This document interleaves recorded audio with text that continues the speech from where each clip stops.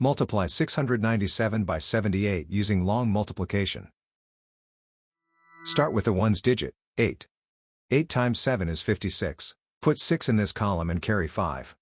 8 times 9 plus the carried 5 is 77. Put 7 in this column and carry 7. 8 times 6 plus the carried 7 is 55.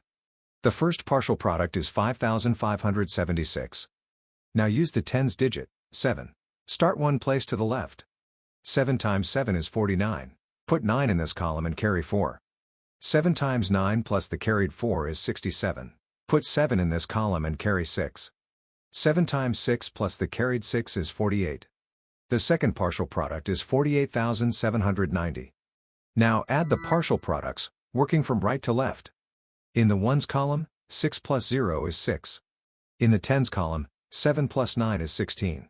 Put 6 in this column and carry 1.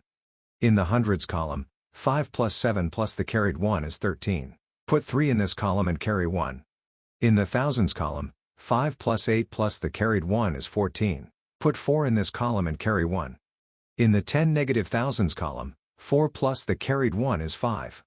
The whole negative number product is 54,366. So 697 times 78 is 54,366.